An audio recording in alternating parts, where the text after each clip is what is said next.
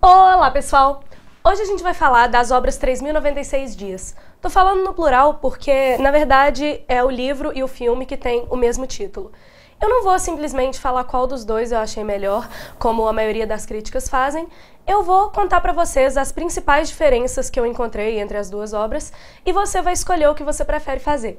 Mas eu já vou adiantar que eu sugiro que vocês façam as duas coisas, assim como eu, porque, como vocês vão ver ao longo do vídeo, pra mim foi uma experiência muito rica, que não teria sido permitido pra mim aprender tanta coisa se eu não tivesse feito as duas coisas. Então, vamos lá, puxa a vinheta que hoje eu tenho muita coisa pra falar.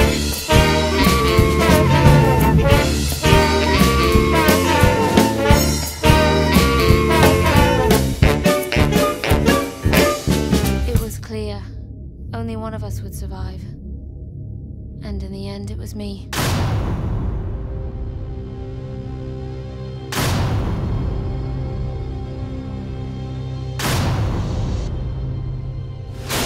The search for the 10-year-old schoolgirl has lasted a week.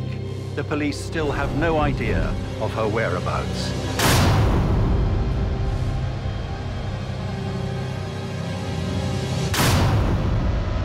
Bom, a partir do trailer já deve ter dado pra vocês perceberem um pouco sobre o que é a história, mas pra quem não tem nem ideia do que é e quem nunca tinha ouvido falar, é uma história real, tá bom? A Natasha Campos tinha uma menina de 10 anos que tinha sido sequestrada e ela passou praticamente 9 anos em cativeiro, né? Foi 8 e mais um pouco, ela só conseguiu sair de lá quando ela tinha 18. E ela passou todo esse período de tempo, praticamente, dentro de um quarto que tinha 5 metros quadrados, vendo todos os dias apenas uma pessoa, que era o seu sequestrador. É uma história pesada e é uma história real. O livro foi escrito pela própria Natasha depois que ela conseguiu fugir do cativeiro e o filme é baseado no livro.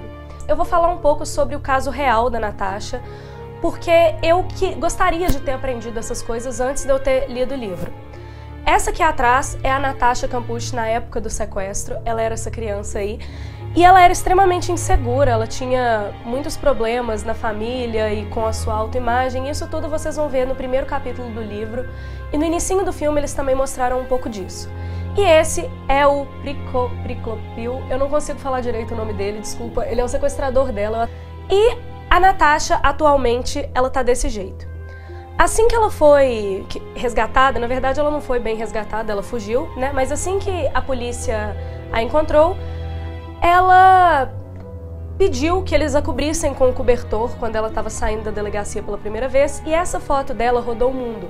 A gente percebe que ela teve uma recuperação. Quando ela saiu de lá, ela estava severamente abaixo do peso e ela recuperou agora. É claro que ela é uma pessoa que ainda tem dificuldade para se relacionar com as pessoas depois do que aconteceu com ela, mas pelo menos ela conseguiu ganhar o peso de volta e ela é relativamente saudável na medida do possível até então. Essa casa aqui atrás é a casa onde ele a manteve durante todo o período de cativeiro. Eu fiquei muito feliz quando eu encontrei esse vídeo, porque ele mostra exatamente o caminho que que o Priklopil precisava fazer para entrar no cativeiro dela. E como vocês podem ver, era uma coisa extremamente bem camuflada e a polícia chegou a ir até a casa dele para fazer uma investigação e não conseguiram encontrar nada. Mas como vocês podem ver aqui, acho que nem se a polícia tivesse entrado na casa dele, eles teriam encontrado esse lugar. E quando a gente vê isso no filme, ou quando vocês veem aqui agora, do jeito que tá aqui, a primeira sensação que me deu foi uma claustrofobia tremenda, como se eu que estivesse presa ali. Quando você vê o tanto de obstáculo até chegar ao cativeiro dela, é uma coisa assustadora. Você pensa assim, se esse homem morre, ela morre logo em seguida, porque ninguém sabia que ela estava lá, só ele. E é muito difícil, se ela gritasse, gente, ela podia esmurrar aquela parede o dia inteiro, coisa que ela fez várias vezes, e ninguém a encontraria. Então a história é bem pesada, tá? E agora eu posso finalmente começar a falar pra vocês sobre as diferenças entre o livro e o filme. O livro foi narrado todo em primeira pessoa, e o filme não é assim. Quando eu assisti o filme, eu já tinha lido o livro, eu imaginei que fosse ser tipo A Culpa das Estrelas, sabe? Que o filme todo é narrado com partes do livro, como se fosse a própria Hazel, que é a personagem principal, contando a história, pra manter o mesmo estilo do livro. Eu meio que esperei uma coisa assim quando eu tava vendo o filme, e não era. Não que eu fiquei decepcionada, tá? Mas é uma coisa completamente diferente. As duas obras são bem diferentes, tá? Então a gente tem aí um livro que disseca com muitos detalhes, as sensações que ela teve durante esses anos que ela ficou presa. Ela fala com muitos detalhes, realmente, a relação que ela tinha com o sequestrador. E isso é uma coisa que depois eu vou querer comentar mais pro final do vídeo, que é a relação que ela tinha com o sequestrador. Mas era uma coisa muito paradoxal. Ao mesmo tempo que ela sabia, que ela tinha certeza que ele estava fazendo uma coisa errada, que ele tinha destruído a vida dela, ela sentia uma certa empatia por ele, porque era ele que a alimentava, era ele que... ele chegou a levar televisão para ela, ele construiu uma casa para ela ali. Em alguns momentos ele queria que ela demonstrasse gratidão por ele. Então ela desenvolveu uma relação muito paradoxal. E a gente tem que lembrar que ela era uma criança quando ela foi sequestrada, né? Ela tinha toda a inocência, todo o medo ali. E ela passou todas as transformações da adolescência presa, encontrando-se apenas com esse homem. Então é uma relação extremamente complexa e o livro é melhor nesse aspecto de demonstrar para você como ela sentia naquele momento. E quando eu assisti ao filme, por isso que eu tô falando que é interessante você fazer as duas coisas, eu consegui imaginar perfeitamente, por eu já ter lido o livro, o que ela sentia naquele momento. E dá pra ver que, só por assistir o filme, você não consegue entender nem um terço de como era a relação dela com o sequestrador.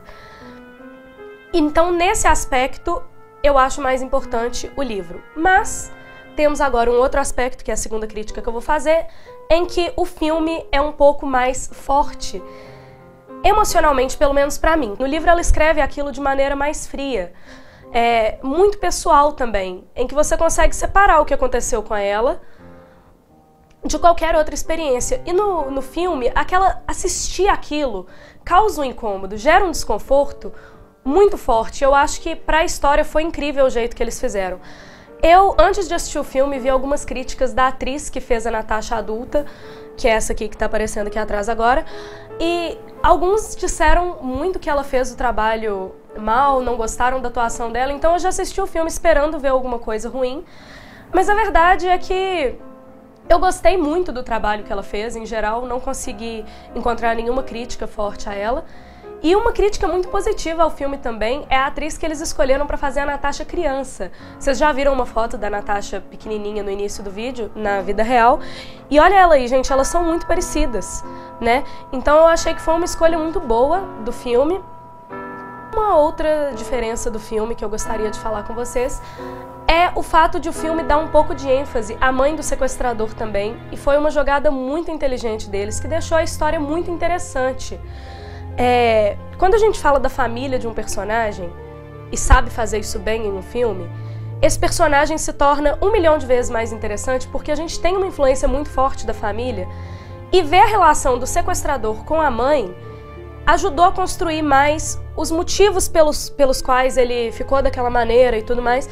No livro, a Natasha cita algumas vezes a mãe, mas ela só pode contar aquilo que o sequestrador disse pra ela. Porque, afinal de contas, ela estava em cativeiro, ela não chegou a conhecer a mãe do sequestrador, então nem tem como o livro dar uma ênfase muito grande a essa relação. Então o filme, obviamente, assim como todo filme baseado em livro, deu uma aumentada na história, adicionou alguns elementos para deixarem a história mais interessante, e a relação da mãe com o sequestrador foi uma delas, e eu achei que eles acertaram bem, foi bem interessante isso que eles fizeram. Por fim, lembra que no início eu tinha falado com vocês que eu gostaria de falar sobre o tão complexa que foi a experiência dela? Então, chegou o momento. Como eu já falei, ela foi sequestrada quando ela era muito pequena e ela passou 8 anos lá. Como eu já falei, ela passou por um turbilhão de mudanças hormonais e psicológicas, todas essas dentro de um cativeiro muito pequeno. É lógico que ela ia passar por uma insegurança e por uma indecisão, uma confusão emocional imensa ali, né? É claro que ela ia desenvolver algum certo afeto pelo sequestrador. No livro ela fala o tempo todo que essa relação boa, entre aspas, né? Boa entre muitas aspas, mas ela fala que ela não podia se sucumbir ao ódio que ela sentia dele porque ela teria morrido. Se ela tivesse resistido o tempo todo, se ela tivesse se entregado a odiar aquele homem, ela teria sucumbido e ela teria morrido. Então, assim, ela fala em muitos momentos que ela se obrigava a perdoar o que ele fazia e ela tentava até imaginar cenários em que ele tinha um motivo para estar fazendo isso com ela tentava imaginar que ele sofreu muito para ela conseguir aceitar aquilo. E aí vem o motivo do qual eu tô falando isso tudo aqui. Quando a Natasha escreveu o livro e quando ela começou a contar o que ela tinha passado em cativeiro, muitas pessoas a criticaram, falaram que ela estava usando daquela situação para romantizar o que ela viveu e que ela tinha síndrome de Estocolmo. No livro ela chega a falar sobre isso. Para quem não sabe, síndrome de Estocolmo é um distúrbio que faz com que a pessoa abusada sinta algo positivo em relação a quem a oprime. E a Natasha fala que ela se sentia muito triste quando eles resumiam uma experiência de mais de 8 anos em 3 palavras, que é síndrome de Estocolmo, como se ela tivesse uma doença e não a pessoa que fez isso com ela. Então, assim, eu acho muito fácil a gente julgar as pessoas pelas coisas que elas passam, mas a verdade é que ninguém tem como relatar como ela deveria ter reagido a esse sequestro, porque ninguém viveu uma experiência exatamente dessa maneira. Nessa idade, ninguém tinha exatamente as mesmas inseguranças que ela tinha naquele momento. Poxa, tinha momentos no cativeiro que ela sentia que os pais dela não a queriam de volta. O sequestrador colocou isso na cabeça dela, que ele tentou pedir resgate e eles não se interessaram, que eles falaram: ok, fica com minha filha, não queremos ela de volta, não vamos pagar.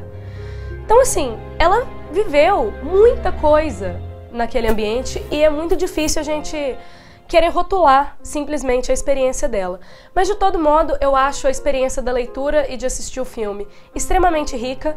Eu acho que realmente vale a pena e eu espero que vocês tenham gostado da crítica que eu fiz. Já sabem, né? Não esqueçam de se inscrever. Se vocês gostaram, indiquem para os seus amigos. Se vocês não gostaram, indiquem para os seus inimigos. Um beijo e até a próxima.